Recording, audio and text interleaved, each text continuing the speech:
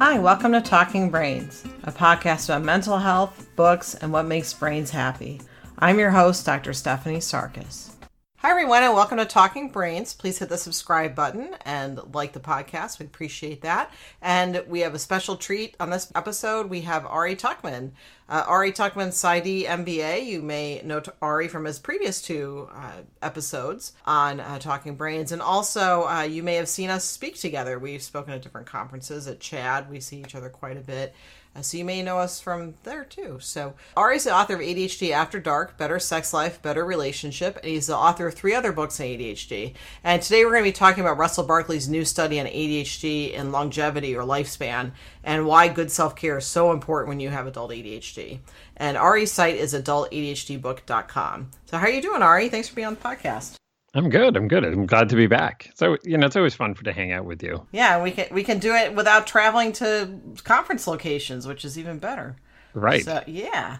So we're going to talk a little bit about Russell Barkley's newest study about lifespan reduction when you have ADHD. So if you could sum up a little bit about what the research says about how short our lives are when we have ADHD. Sure. So Barkley and some of his colleagues did this really interesting, clever, brilliant, important, and frankly scary research where what they did was, they had this group of 7-year-old kids with ADHD and then community control group as well that they tracked for like 20 years. And they collected all sorts of data from these folks over those years. That's been published in a bunch of other places. What's new here is that they took those health indicators and lifestyle indicators, and they fed them through basically the algorithms that life insurance companies use to calculate, frankly, how long you're going to live. And from that, what your premium should be. So they're able to get access to this, proprietary software that, cranks out estimated life expectancies. So, for example, if you're 30 years old and you smoke 2 packs of cigarettes and you don't exercise and your blood pressure is this and your driving record is that and blah, blah, blah, what is your estimated life expectancy? So what they found was that for the folks with ADHD, they had significant decreases in their estimated life expectancy based on all of these different variables. And that if you're a kid who had ADHD, and it's primarily those who have the more combined types. It's not so much the folks who are just inattentive. It's more the folks who also have the hyperactive impulsive type. If you're a kid who had ADHD and then grew out of it, like no longer qualified for the diagnosis as an adult, I think you had something like 8 fewer years of estimated life expectancy. And if you're an adult who still has ADHD, still qualified for the diagnosis because you had enough of the symptoms left, you then had something like, like a 9-year or 10-year decrease in estimated life expectancy. But not only fewer years total, but also fewer like quality healthy years. You know what I mean? And that's kind of an important distinction as well. And the impact on life expectancy was that ADHD has was bigger than any of the other indicators. So any of the individual indicators, so things like high blood pressure, diabetes, substance abuse, et cetera, et cetera. So ADHD, because it impacts all of these different areas of life, has the biggest impact on estimated life expectancy. And I would guess that alcohol and smoking probably lead to the most, and also accidents too, lead to the most decrease of life years than of someone with ADHD. Would that be accurate? Yeah. So the 4, if I remember right, the 4 biggest contributors the impact of ADHD was mediated through, the top 4 were obesity, diabetes, substance use, and accidents. So the impact that ADHD has on those 4 things then ultimately impacts life expectancy.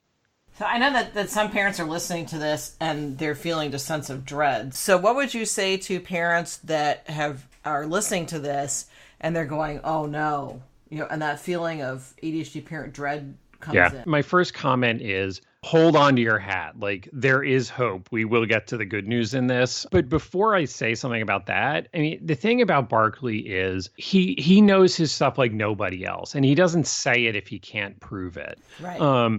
And he's sort of like, I've heard him say stuff like that. His job is not to make you feel better right now. His job is not to be your friend. And that some of what he says is going to scare the crap out of you. But the thing of it is, if you want ADHD to be taken seriously by schools, by employers, by health insurance companies, by, medical groups or, therapists or whatever, you can't sugarcoat it. Like, this is what it is, and this is important. And this new information on the impact of ADHD on health outcomes and life expectancy is important to know, because this is how you get funding for outreach campaigns and greater screening and greater awareness and greater access to treatment, because it has an impact on health dollars. Not to be too cynical, but it does, So if you want ADHD to be taken seriously, you have to be clear about the fact that it's serious. So now what the research found was primarily the effects of kind of untreated ADHD. So like, if you have ADHD and you don't manage it well, here is the price that you will pay. Now the flip side of that, and I have to say, we don't have the research to show that treating and managing ADHD well therefore adds years to your life. Like that research doesn't exist. So it's not that the research found that it doesn't help. It's that we don't have the research that says either way, but that it highlights the importance of managing ADHD well, and to manage the various kind of lifestyle factors that contribute to your health, like to take that seriously. Like, that can't be the last thing on the list and the first thing to go. And I would add too that we do have research showing that if you are treated for ADHD, that you have a substance abuse risk rate of that of a control population, or people that don't have ADHD. And if you're not treated for ADHD, you have a 6 times higher rate of substance abuse. So we do have some data showing long-term effects, but I think this is the first study that's looked at using actuary tables, which are the tables that you were talking about, that show the actual year reduction. And we have not had that before. So, and Barkley is like the guy in ADHD research. And like you said, he does not post something unless he can stand behind it 100%. And it's the stuff that is scary, but also once you have that information, now we can do something about it. Yeah, exactly. And that's the goal here. Like, our goal is not to make every parent who listens never sleep again. But it's the opposite. It's to give you hope that there are things that you can do so that you can get a good night's sleep. And by the way, one of the things that you need to do to promote your health is to get a good night's sleep. Like, I spent so much time pestering my clients about how much sleep they're getting, including my last client that I saw today. Like, we had that conversation about getting more sleep. So it comes down to the basics, which is super easy to say, but obviously much harder to do. It's like, it's sleep, diet, exercise. And then let's add in just the other one of just sort of like, I don't know, being a good patient for your other physical things. So like, if you have diabetes, are you managing it well? If you have high blood pressure, are you managing that? Are you going for follow-up tests? If there's a treatment protocol, are you following it? So obviously there's like, physical therapy. Are you doing your exercises? But also other stuff, so all the things that we need to do, and are you getting your prescriptions refilled and all that stuff? Like, as much as this is all super boring, and as much as this is all stuff that's much harder for folks with ADHD than folks without, and just anybody whose life is busy, it is important. It does matter. Right. And then in turn, if your kids see you practicing good self-care, then they in turn will practice good self-care, because if you have ADHD, pretty good chance one of your kids does, or vice versa. So we really need to look at how the behaviors that you're displaying, kids watch you like a hawk. Mm-hmm. So if you're showing them that, hey, you know what, an hour before bed, we shut off electronics, and that, because we know that inhibits melatonin release and it helps you not get to sleep. So if they see you doing that, they're going to copy it. without you even saying a word. So really important that people practice good self-care. And I always think of the analogy I give parents, which is it's kind of like on an airplane. You have to put your oxygen mask on before your kids. Right. So you need to practice good self-care so you can be the best parent you can be. There's no way to be a perfect parent, but there are a million ways to be a great parent. And one of those is taking good care of yourself. It's not a luxury, it's a necessity. Right. Yeah. And, it's interesting because, my last book talking about relationships, one of the lines I used is that, this is not about ADHD. This is about your relationship. In managing your ADHD, or you're helping your partner manage theirs, is about creating a good relationship. But, like now in this context, it's even bigger than that. Like, again, it's not about ADHD. Like, I don't care about ADHD in a way. Like, what I care about is that people with ADHD live good lives, healthy lives, and, have the physical and mental abilities to do the stuff that they want to do. I want to say, too, that if people are saying, well, I don't really know about this research, you may have people in your family that may not have been formally diagnosed with ADHD that may have met untimely ends. I've worked with families where someone fell off the roof of the house and died, or fell down an elevator shaft because they weren't paying attention to the caution tape. So you have those things happen. You have family members that may have died from COPD, as in my family, that was untreated ADHD. So we have people that, if you look back in your family, you may realize that you had some people that may have lived longer lives if they had changed some lifestyle behaviors. Or had those split seconds to decide whether something was a good decision or not, especially when it comes to things like driving. Yeah. I mean, and again, just a client from today, I'm not even going back like to last week, a client today, a young woman who last week sort of like spaced out while driving and didn't realize a car in front of her was stopping, jammed on the brakes at the last minute, but not early enough. Bam, totaled her car. She's fine, but she totally could have not been fine. Like that was a matter of less than a second of the difference between being fine and not fine. So, so there are those big moments, like those big kind of accident moments, dramatic moments. And then there's just that slow kind of the gradual kind of creeping up. So like, if your weight gradually creeps up, what are the health impacts? Or, there's some other thing, I don't know, like, if there's a breast tumor and it's slowly growing, but you're not really noticing it, or you notice it, but it's kind of like, oh shit, I got to get to the doctor about that, but you don't quite get there. Or you set the appointment and then you forget to show up for it, or you get the script for the, mammogram, but then it takes you 6 months to actually get to the mammogram itself. Or if you have ADHD, you're less likely to have health insurance, and you can't afford it. Yeah, exactly. So so there's all of these different impacts, and it's this global impact. It's like all these many ways is why ADHD has a bigger total effect than any of these other individual things. Right, and I think that's that onion concept of ADHD. That's all these things that combine into it. That if you have sleep deprivation, you're more likely to get an accident. So I wonder what's a way that we could, besides us just telling people, hey, you need to get more sleep, I wonder what's a user-friendly way of maybe increasing these healthy habits when paying attention to detail is something that's impaired in ADHD.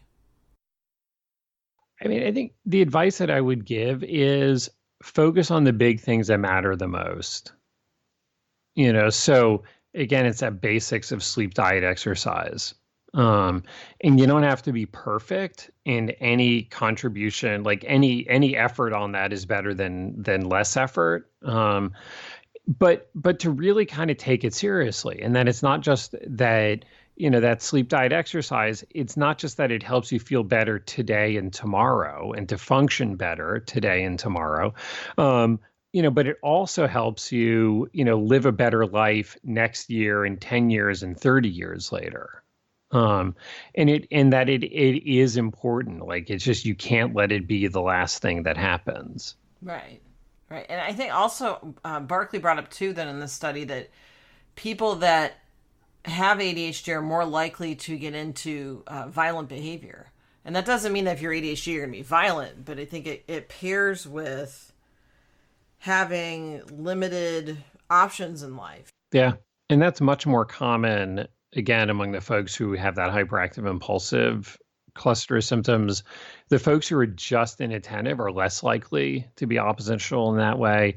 And, oppositionality brings its own set of headaches, whether you have ADHD or not. So that's a pretty important, if you have a kid or a teen with oppositional behavior, that's pretty serious as well. You certainly need to address that. And if you have a kid who's having oppositional behavior, like that ain't going to get better when they become a teenager. So, you definitely want to nip that one in the bud.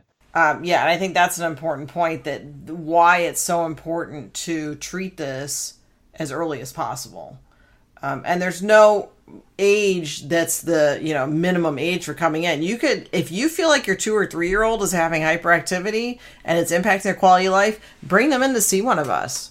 Because the earlier that we look at this and figure out what it is, the greater the chances that your kid's going to live longer. And that's the kind of the point we're getting to. Yeah, exactly. I mean, that's exactly what it is. It's about, it's about creating a better life for yourself. And it's also about, I don't know, just to sort of like reemphasize a point, it's not just about quantity of years, it's also quality of years. Really interesting that they were able to use the actuary tables. And you talk about that must be kind of a rough job to have, to figure out when people are going to die.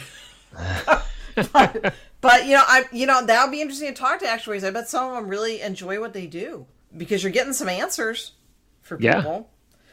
But I think it's interesting too that Barkley brings up that something that I've mentioned to people too. I always ask about a family history of seizures. And I always say to people, it's not that I think you're going to have a seizure. It's just that anytime you have any kind of brain disorder, you're more likely to have ADHD, or you have associated injuries or illnesses due to it. And this Barkley says that ADHD, you have an increased rate of seizures, obesity, eating pathology, which includes bulimia, anorexia, binge eating, traumatic brain injury, which we see now with especially retired NFL players having that traumatic and chronic and traumatic encephalopathy. I can't say that, where you have atrophy in the brain. So we have that occurring. Dental trauma, which, if you're riding your bike down a hill and hit a rock and go flying over the handlebars with no helmet, you knock your teeth out. And you can also have bruxism, teeth grinding at night, where you're grinding your teeth down to where you have to have reconstructive dental work, and also treatment for temporomandibular jaw issues. So, we're not just talking about ADHD, we're talking about all the things that go through it. And he also brings up you're more likely to have dental cavities if you have ADHD. Yeah. So, we're not telling you this to scare you. It's to help you get a handle on this so you have a better outcome and your kids have a better outcome.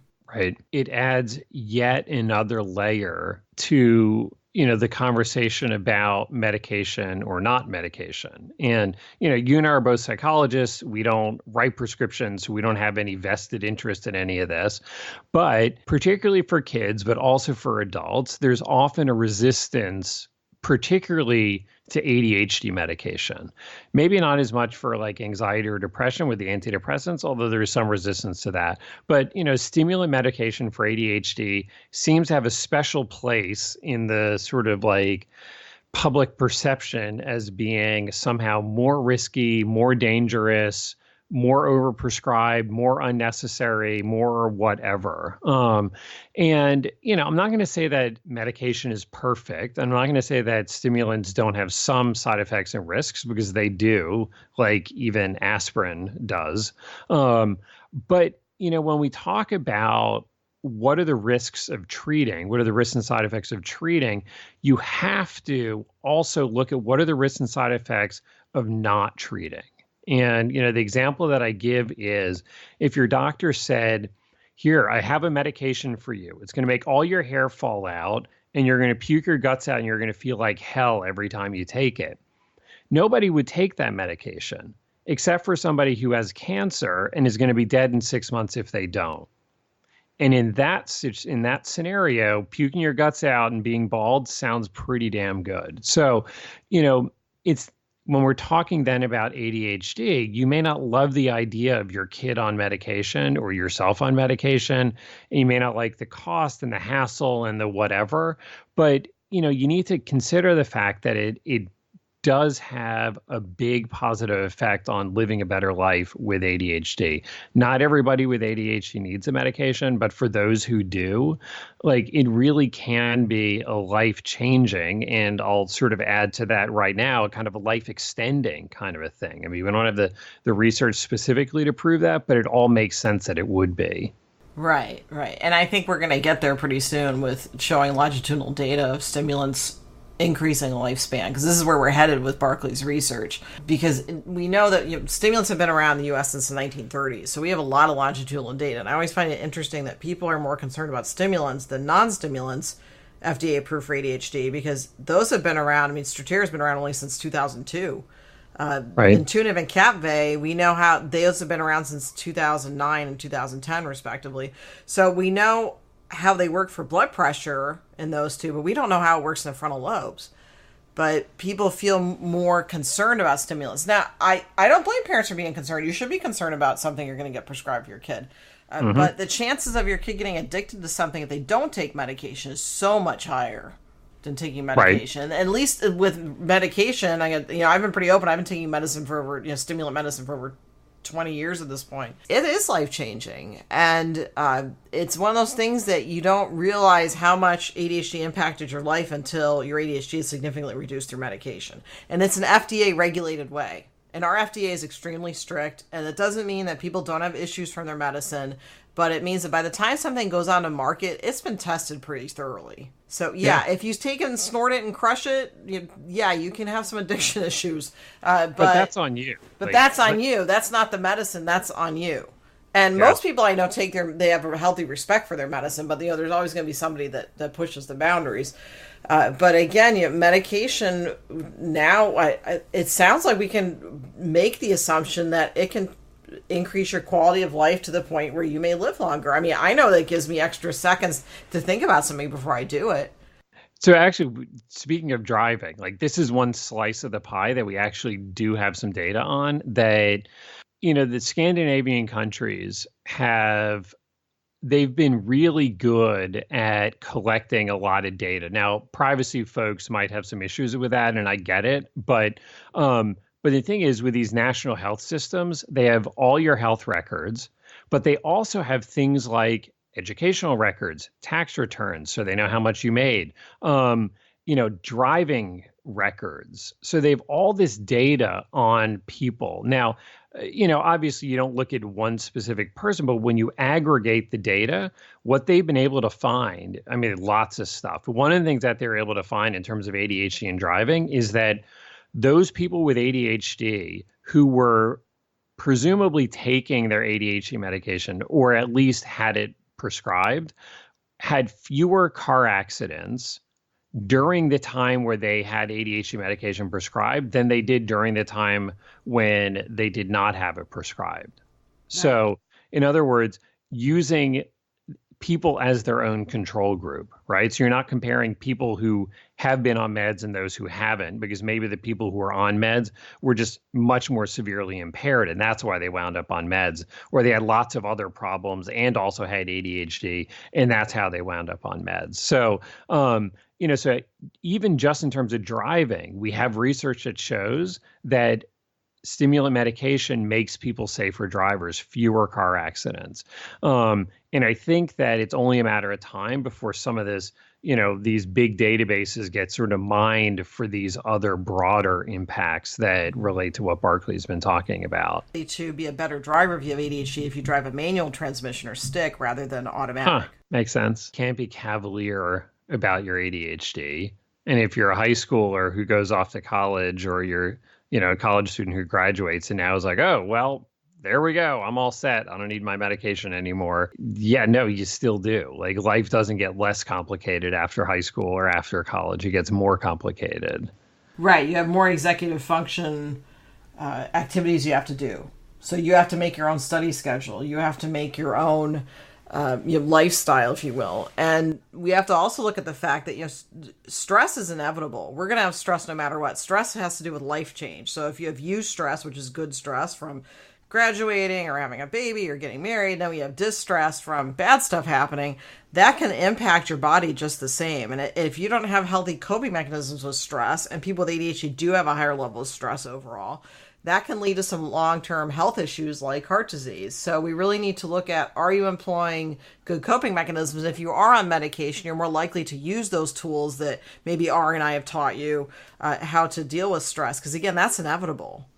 But we can ramp up our coping skills so that it doesn't impact our health as much. Yeah, exactly. So I think the takeaway on all this is important. Do something about it. Take it seriously.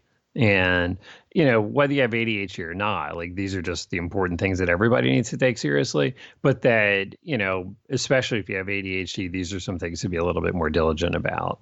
So again, what Barkley has found is that he's found that if you have hyperactive type, your lifespan can be shortened even by 9.6 years.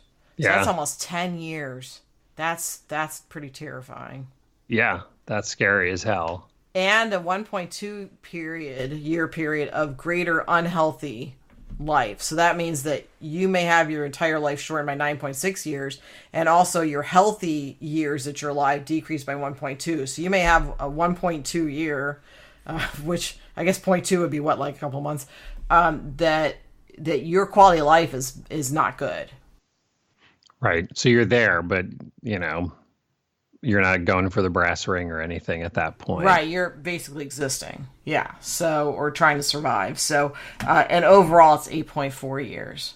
So even if you grow out of your ADHD, so to speak, which as a side note, those folks who are kids with if you're a kid with ADHD, some kids sort of grow out of their symptoms or grow out of the diagnosis, meaning that they no longer have 6 out of 9 symptoms or whatever, but it doesn't mean that they're like perfectly normal. I hate that word, but whatever, that they're exactly like everybody else. It just means that they don't have enough of the symptoms of ADHD to qualify for the diagnosis, but they probably still have more struggles in certain areas than some other random average person does. So even those kids who have less of these symptoms going into adulthood, they still have a significant decrease in total years, but also quality years.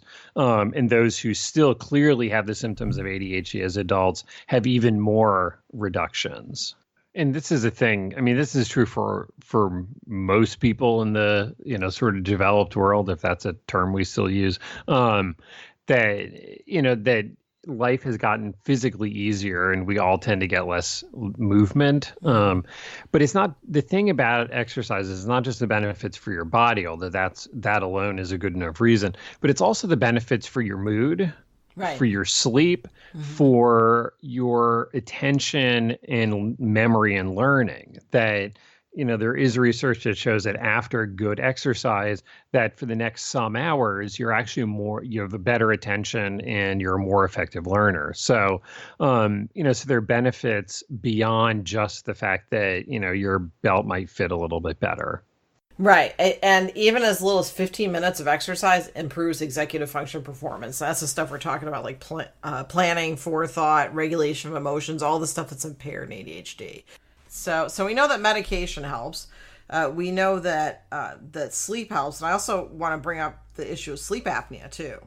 That untreated sleep apnea can shorten your lifespan, also make you at higher risk for heart attack. Could you speak a little bit to sleep apnea and how much that impacts ADHD?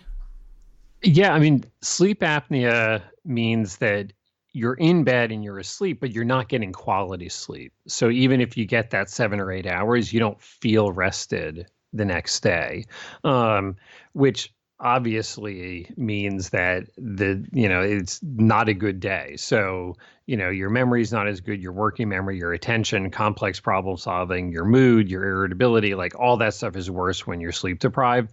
So the problem with sleep apnea is even all the stuff that you can choose to influence, as in getting into bed on time and having a good routine, all that like basic sleep habit stuff, it isn't enough because it's not quality restful sleep. So, sometimes it can be as simple as, it's worse when you have alcohol. So if you don't drink at night, maybe it's better. Or if you sleep on your I don't know, on your side instead of on your back, maybe it's better, or you put a pillow underneath you and maybe it's better so you're not, snoring as much. And often that's kind of associated. But there comes a time where it's more than just those simple things. And that means either you need to use those breathe right strips or another thing to sort of like a mouth insert, like a thing that kind of moves your jaw a little bit so your throat stays open better, or, using a CPAP machine, which have gotten way better than they used to be,